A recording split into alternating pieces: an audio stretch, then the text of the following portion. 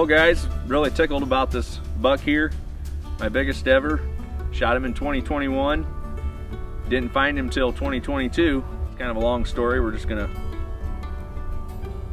take some pictures and videos of where he went and what all happened and how we found him. So come along, we'll tell you the story.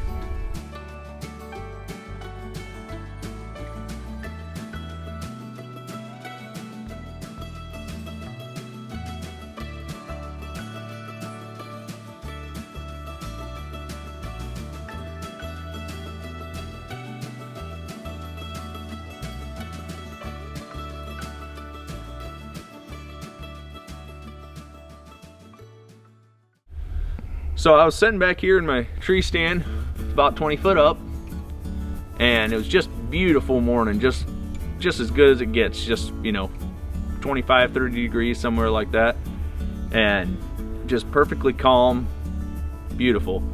But I wasn't seeing anything, so I don't like to get too aggressive unless I'm seeing a deer and know how it's going to react, so I just did a couple just toned down grunts, just real careful grunts. And off behind me here, I heard the brush started crunching, and I could see a nice white rat coming through the brush, and I started getting buck fever right away. Never seen this buck before, so he comes over here at about 25 yards, just walking through the brush, just went right past me.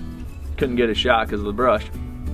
And so once he's off there about 40-50 yards to where didn't think he would know exactly where I was, I gave him another couple grunts, and he just came right in and stood over here about 8 or 9 yards, quartering towards me.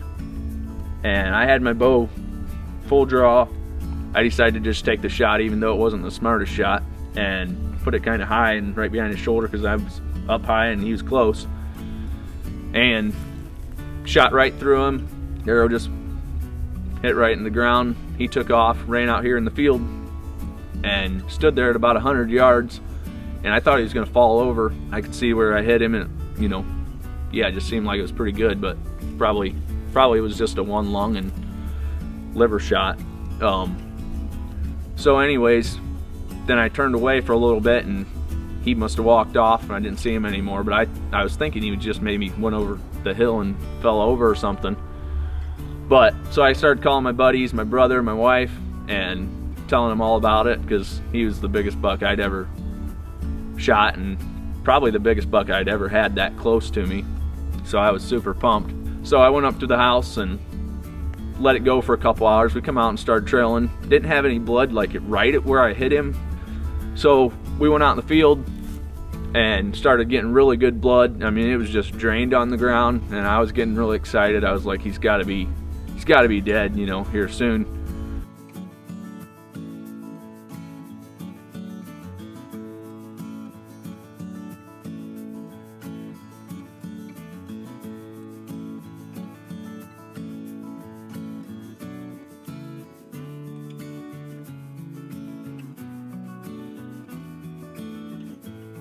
But we trailed him, and probably 300 yards with pretty decent blood.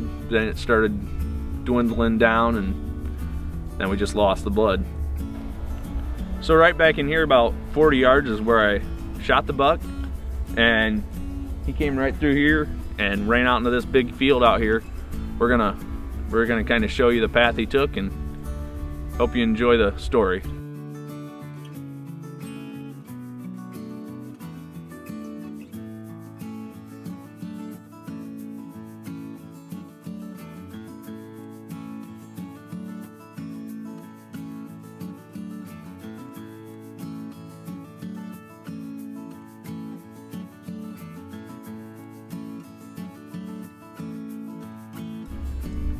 So anyways, we trailed him with blood pretty close to this road out here, and then we ran out of blood, but the ground was pretty you know, moist and everything, so we kept trailing him by his tracks. He had nice big tracks, and so we could tell that it was still him. And so we got him here to the road, and I decided, you know what, there's no blood, we really should get a dog or something, because, you know, I had no idea what was going on, you know, if he went for a long ways or if he was just right across the road here. those standing beans out here, and we even thought we could see his tracks over here, but we just weren't sure. So I started going online, going on Facebook, never done this before, trying to find a dog. Finally I got a hold of somebody that that said he'd come out. So anyways, the guy was supposed to come out here at about 10:30 the next morning. 10:30 the next morning rolls around, nobody's giving me a phone call, nobody's showing up. Didn't know what to do. So I tried to call the guy, I don't know how many times, he never answered his phone. So I was starting to feel uneasy about this whole thing. So I called another tracker, and he said, well, I know the guy and I'll get a hold of him. I'm not going to mention any names here because there's some great dog handlers and there's some not so great ones. But anyways, so the guy got a hold of this other guy. He was sleeping, he woke him up, and so he finally gave me a call, and he got out here late, about 2 o'clock.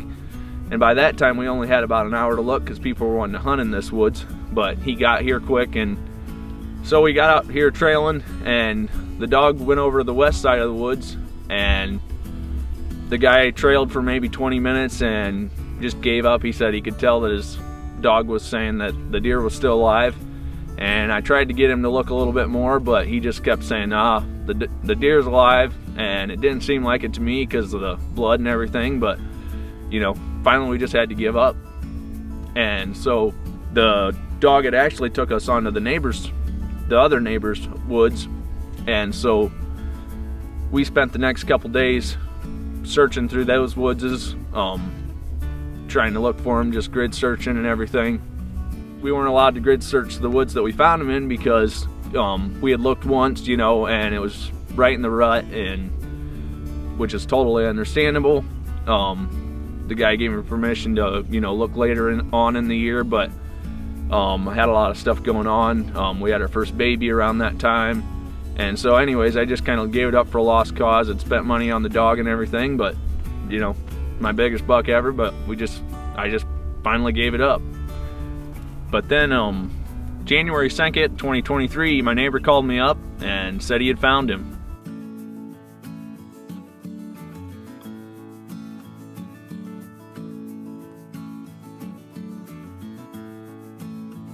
So he died right in here, actually on the east side of the property, and the dog took us over to the west side of the property. And you know, the dog would only had to trail him about 150, 200 yards. So must have just not been a good dog or not a good handler. I'm not sure what was going on there, but you know, most dogs would have found him in just a couple minutes. But thankfully we found him anyways after a whole year.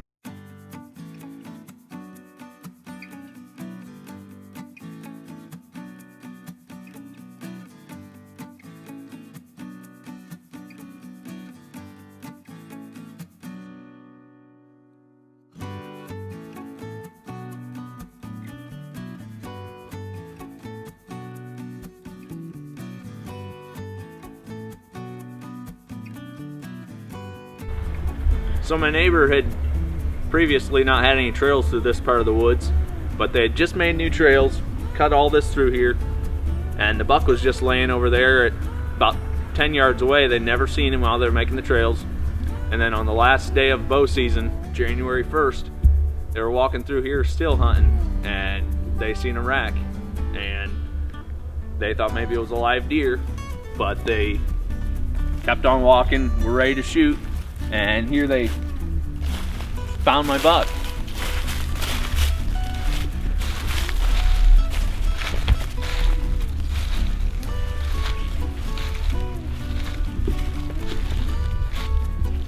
So he was just sitting here just like this. The rack was, these antlers here were in the dirt, but his rack was sitting up like that. So my neighbor called me up, and I was just absolutely pumped. I could not believe it. I just felt super blessed to be able to come down here and get him after just bumming about it all that time. I ran in the house and acted like a madman. My wife didn't know what was going on, and I told her, and she was super thrilled about it too. I called my brother, and he came down right away, and we all jumped in the truck and took off down here and pulled in the lane They have a little cabin back here. Pulled in the lane and drove back there, and I just seen this rack laying on the table just like that, and I was like, that thing looks even bigger than I had imagined. Just, I could tell it was exactly the same rack, but it was just after a year of not seeing him, I couldn't believe it.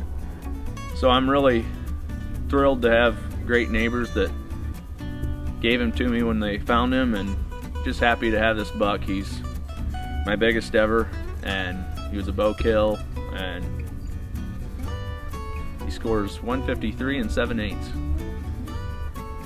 Just glad to be able to share this story with you guys, and hope you enjoyed it.